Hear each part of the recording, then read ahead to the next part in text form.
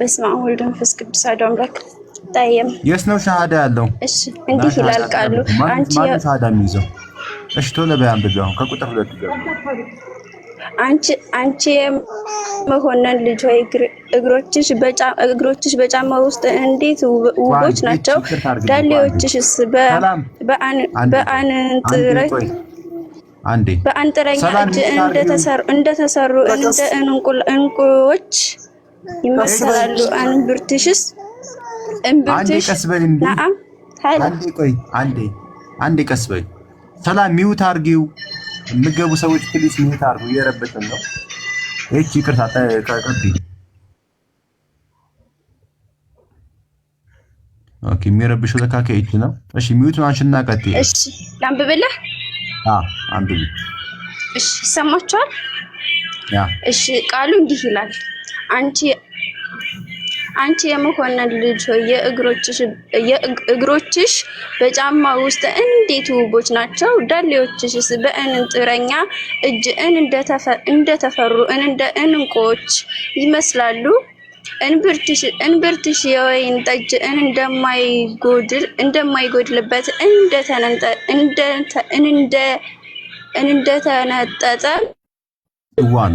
ጽዋ ነው። ሆድሽ እንደ ታጠረ ነው። ሁሉ ጡቶችሽ ሁሉ ቆይ አንዴ አስተካክሉ። የእግዚአብሔርን ቃል አትስበሪ። ነው። ሆድሽ እንደ ስንዴ ክምር። ወይኔ ላንብብላት። ቆይ ትንሽ የእግዚአብሔርን ቃል እየሰበረሽ ነው። ይሄ ላንብብላት አንዴ። ሆድሽ እንደ ስንዴ ክምር በአበባም እንደ ታጠረ ነው። ሁለቱ ጡቶችሽ እንደ ሁለቱ መንታ የቃሉ ባለቤት ልዑል እግዚአብሔር ይክበር ይመስገን። እሺ ሰዋት ምንድነው ጥያቄ? እሺ አንዴ ቆይ ቀስ እግዚአብሔር ምንድነው ጥያቄ? እሺ በጣም ጥሩ ልመልስልሽ። ቆይ አይደለም እዚህ ጋር ምንድነው ጥያቄ እኮ? እሺ ልመልስልሽ። ጥያቄ ልንገርሽ። አይ ትግል አደረገችው። አንደኛ የእግዚአብሔርን ቃል እየሰባበረች ነው። ይሄን የመሰለ የእግዚአብሔርን ቃል እየሰባበረች ነው። ይሄ ነውር ነው። ሁለተኛ ደግሞ ጥያቄ ምንድነው ከተባለ ከዚህ ከእግዚአብሔር ቃል ምን እንማራለን? እኔ ቁም ነገር ነው የማወራው። ባይደው ቀልድ የሚመስለው ይሄ መጽሐፉ ነው እንጂ እኔ አይደለም እየቀለድኩ ያለሁት። ቀልድ የሚመስለው መጽሐፉ ነው። ይሄ ቃል የፈጣሪ ቃል ሲባል ቀልድ ነው የሚመስለው። የመኮንን ልጅ ሆይ አለ እግዚአብሔር። ከዛሳ ዳሌሽ እንዲህ ነው፣ ጡትሽ እንዲህ ነው፣ አንገትሽ፣ ጥርስሽ። እሺኛ ከመኮንን ልጅ ምን እንማርሽ? የመኮንን ልጅ እንደዚህ ነች አለ እግዚአብሔር። እሺ ምን እንማርሽ? ከዚያ ሞዴል ሆኖ ነው ያለው። ሴቶች ሞዴል ትሆናላችሁ። ምን ይሻላችኋል? ሆዳችሁ ልክ እንደ ተከመረ ስንዴ መሆን አለበት ይላል። እንደዛ ነው እንግዲህ ትምህርቱ ማለት ነው። ስለዚህ ተመልከቱ። እምብርትሽ የወይን ጠጅ እንደማይጎድልበት እንደተነጠሰው ሆድሽ እንደ ስንዴ ክምር በአበባም እንደታጠረ ነው። ጉድ እኮ ነው። በጣም ይገርመኛል። ሁለቱ ጡቶችሽ እያለ ይቀጥላል። እና ይሄን አሁን ምንድነው ከዚህ የምንማረው ነው አሁን ፖይንቱ። ከዚህ ከእግዚአብሔር ቃል ዓለም ከዚህ ምን ተማርሽ? እስኪ ንገሪኝ። እንደ አንድ ክርስቲያን ምን ተማርሽ ከዚህ? እንግዲህ እንደምታየው የመኮንን ልጅ የምትባል ልጅ አለች። ይሄው የመኮንን ልጅ ብሎ የሚጀምረው አንቺ የመኮንን ልጅ ሆይ አለ። እግሮችሽ እያለ ይናገራል። እግርሽ እንዲህ ነው፣ እምብርትሽ እንዲህ ነው፣ ጡትሽ እንዲህ ነው፣ ዳሌሽ እንዲህ ነው፣ አንገትሽ፣ ጥርስሽ፣ ከንፈርሽ። እሺ ምንድነው ከዚህ የምትማሩ ክርስቲያኖች? እንግዲህ ይህንን ጠቢቡ ሰለሞን በመንፈስ ቅዱስ ተመርቶ ጻፈ ተብሎ ይታመናል። ጠቢቡ ሰለሞን ይህን ሲጽፍ በማን ተመርቶ ነው? በእግዚአብሔር። መንፈስ ቅዱስ ማን ነው? እግዚአብሔር ነው። ስለዚህ በእግዚአብሔር ተመርቶ ይህን ጽፏል። የእግዚአብሔር መንፈስ ይህንን ነው የሚያጽፈው ማለት ነው። የእግዚአብሔር መንፈስ ይህንን ነው የሚያናገረው። እሺ ዳኒ፣ እሺ ታስረዳናለህ? መጽሐፉን ከመጀመሪያ ጀምረን ነው። ይሄው ከቁጥር 1 ከፈለክ አንብብ። የኔ ጥያቄ ከቁጥር 2 ጀምሮ ነው። እናሳ ምን ትርጉም ሰጠ ለአንተ?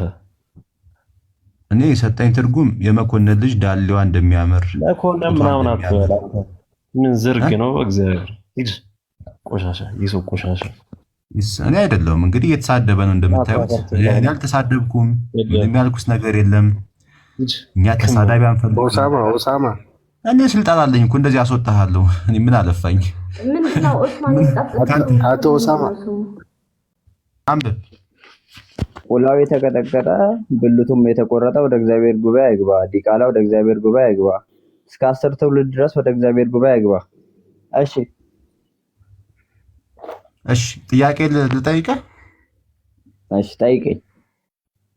ኦኬ አንደኛ ሰዎች ይሄን ቃል ሲያዩት ጥለው እስከ መሮጥ ድረስ የሚያሳፍራቸውን ቃል እንዴት እግዚአብሔር ይጠቀማል? አንደኛ አያው እኔ አላሳፍርም። ሁለተኛ ደግሞ አንተ አያሳፍርም። አንተ ጀግና ነህ፣ ታነባለህ። ሌሎችም ብታያቸው እንዴት በተለይ ሴቶቹ ጥለው የሚሮጡት ገና ሲያዩት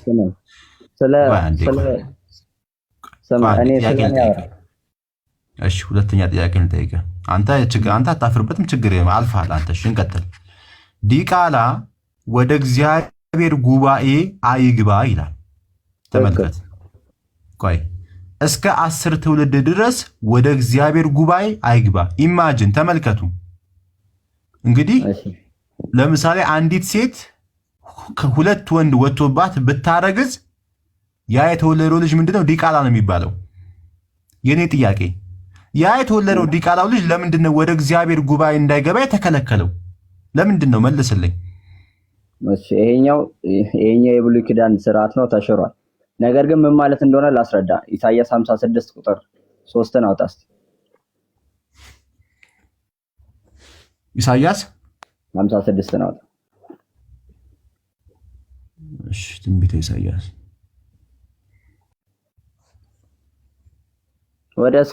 ወደዚህ ቁጥር 5 ማለት። እሺ በቤቴና በቅጥሬ ውስጥ ከወንዶችና ከሴቶች ልጆች ይልቅ የመታሰቢያ ስም እሰጣቸዋለሁ። ቆይ ለማን ነው? ቁጥር 4 ላይ ጃንደረቦች ይላል። ቆይ ቁጥር 4 አውጣ፣ ዝቅ አድርገው። እግዚአብሔር ሰንበቴን ስለሚጠብቁ ደስ የሚያሰኝ ነገር ስለሚያደርጉ ቃል ኪዳኔንም ስለሚይዙ ጃንደረቦች እንዲህ ይላልና ይላል። አሁን ጃንደረቦች የሚለውን ነው እዛጋ ሀፍረተ ስጋ ወይ ደግሞ ምንድነው? ቆይ አሁን ተሽሯል ስለሚለው እንመጣበታለን። እሺ አንተ እንዳልኩ ይሁንና እንያዘውና ለጊዜው ተሽሯል በሚለው በሰዓቱ ይሄን ህግ ያወጣው ማን ነው? እሺ ይሄንን ህግ ያወጣው እግዚአብሔር ነው። አመሰግናለሁ። እግዚአብሔር ማለት ኢየሱስ ክርስቶስ ነው አይደለም? እግዚአብሔር ማለት ኢየሱስ ክርስቶስ ማለት ስትል ምን ማለት? እግዚአብሔር ማለት እኮ ክርስቶስን እኮ ይካተታል። አብ፣ ወልድ፣ መንፈስ ቅዱስ አይደለም እኮ። ኢየሱስ ክርስቶስ ስትል ህግው ቃል ከቃልነቱ አንፃር ነው እያልክ ያለው። ጥያቄ መልስልኝ። እግዚአብሔር የሚለው ስያሜ ክርስቶስን አያካትም? እግዚአብሔር የሚለው ስያሜ ክርስቶስን አያካትም ስትል አያካትም? ኢየሱስ ክርስቶስ ማለት ህግው ቃል ነው። እንደ ቃልነቱ ከሆነ እግዚአብሔር ይባላል። ጥያቄ መልስልኝ። አያካትም? ኢየሱስ ክርስቶስን እግዚአብሔር ስትል እንደ ህግው ቃልነቱ ከሆነ ልክ እንደ ቃልነቱ ከሆነ ልክ። ጥያቄ መልስልኝ። እግዚአብሔር የሚለው ስያሜ ኢየሱስ ክርስቶስን ያካታል አያካትም? እኮ ነገርኩህ እኮ እግዚአብሔር ብለህ የምትጠራው እንደ ህግው ቃልነቱ ከሆነ እንደ ቃልነቱ ከሆነ ልክ ነህ ይባላል። እሺ በጣም ጥሩ። እሺ ሰምታችኋል። እግዚአብሔር እንደ ክርስትናው እምነት ባይ ዘ ዌይ እግዚአብሔር ሲባል አብ፣ ወልድ፣ መንፈስ ቅዱስ ነው። የአንድነት መጠሪያቸው ነው ተብሎ ይታመናል። ኦኬ እግዚአብሔር የሚለው ስያሜ። ስለዚህ ክርስቶስም አሁን ይሄን ህግ ማን ያወጣው ስለው ምን የሚለውን ህግ ዲቃላ እስከ 10 ዘር ወደ እግዚአብሔር ጉባኤ እንዳይመጣ የሚለውን ህግ ማን ያወጣው? እግዚአብሔር ነው አለኝ። ስለዚህ የፍቅር አምላክ የሚባለው ኢየሱስ ክርስቶስም ጭምር ይካተታል ነው። ባይካተት ችግር የለብኝም፣ ባይካተትም ችግር የለብኝም። ግን እንወቀው። ኦኬ እግዚአብሔር ሲባል ያው በጥቅሉ የክርስቲያኖች አምላክ ነው። ወይ ደግሞ እዚህ ጋር እግዚአብሔር ስንል ክርስቲያኖች ፈጣሪ ብለው የሚያምኑበት ነው። ኦኬ ስለዚህ አንተ ፈጣሪ ብለው የምታምንበት እግዚአብሔር የፈጣሪነት ባህሪ የለውም እያልኩ እኮ ነው። ለምን ካልከኝ ዲቃላ ቅድም እንደነገርኩ ዲቃላ ምንም አያውቅም። አንዲት ሴት ዝሙት ትሰራለች።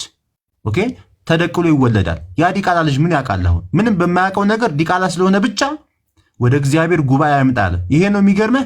10 ትውልድ 10 ትውልድ ምንም በማያውቁት ቆይ አስጨርሰኝ። ምንም በማያውቁት ነገር እግዚአብሔር ቀጣቸው። ምን ብሎ? ወደ እግዚአብሔር ጉባኤ እንዳይመጡ ብሎ። ማን ይሄን የሚቀጣቸው? እግዚአብሔር የተባለ ማን ነው? እግዚአብሔር አብ፣ ወልድ፣ መንፈስ ቅዱስ ነው። ተሻረ አልተሻረ ሌላ ጉዳይ ነው እሱ።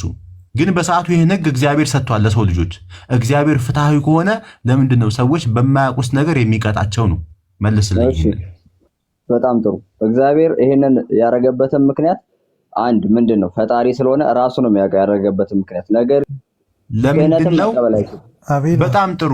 ቆይ ጣልቃ ትግቡ አንዴ ሚራክል ክህነትን መቀበል አይችሉም ማለት ነው ባጭሩ። ለምን? በጣም ጥሩ። ለምን መቀበል የማይችሉት? ምክንያቱም እግዚአብሔር ባወቀ አንድ ለምን እናት ወይ አባታቸው ስለማይታወቅ ሊሆን ይችላል። ምክንያቱም ግን እኛን የምናውቀው ይችላል አይደለም። በሃይማኖት ላይ ስትመልስልኝ እርግጠኛ ሆነ መልስልኝ። ሜቢ የሚባል ነገር አይሰራም። ይችላል። አንተ አሁን የፈጣሪን ሐሳብ ትረዳዋለህ? ይሄ ዲቃላ ለምን አጠፋ? የእግዚአብሔርን ክህነት እንዳይቀበል ለምንድን ነው የተከለከለው? ምን አጥፍቶ ነው? ምን አጠፋ? ልጁ እኮ አላጠፋም። ወንድም አለም ያጠፉት እኮ ወላጆቹ ዝሙት ጥፋቱ እኮ ወላጅ ላይ እኮ ነው። አያስጨርሰኝ። ጥፋቱ ወላጅ ላይ ወላጅ ዝሙት ስለሰራ ነው እንጂ የተወለደው ዲቃላ ምን ጥፋት አለበት? ጥፋት አጠፋ አልኩኝ አሁን ከቅድም ጀምሮ። ታዲያ ጥፋት ካላጠፋ ለምንድን ነው ወደ እግዚአብሔር ክህነት እንዳይመጣ ወደ እግዚአብሔር ጉባኤ እንዳይመጣ የተከለከለው? በዲቃላነቱ ወደ እግዚአብሔር ክህነት እንዳይመጣ የከለከለበት ከልካዩ አካል ነው የሚያውቀው። የከለከለበትን ምክንያት ከኛ ይልቅ ከልካዩ አካል ነው የሚያውቀው። ያ ከልካዩ አካል ራሱ ምን አለ? ሚስጥር ነው ለኛ። ስማኝ ኦሳማ እስቲ ሰው ያ ከልካዩ አካል ቅድም ራስ እንዳመንክልን እግዚአብሔር ነው ብለሃል። እግዚአብሔር ኢየሱስ ክርስቶስ ነው ብለሃል። ያ ራሱ ኢየሱስ ክርስቶስ ደግሞ መጣና ያንን ኪዳን ምን አለው? ሻረልን። ማን አወራ? ስለሱ አላወራሁም። ስለመሻር አይደለም እያወራሁ ያለሁት። ስማኝ እስቲ ለምን እንደምታፈገፍገው ጥያቄ። ስለዚህ ለነገሩ መልሳልኛል። ራሱ ነው የሚያውቀው ብሎኛል። ለኛ ምንድነው ማለት ነው? ራሱ ነው የሚያውቀው ብለዋል። ስለዚህ ለኛ ምንድነው? ሚስጥር ነው ለኛ ሚስጥር ነው።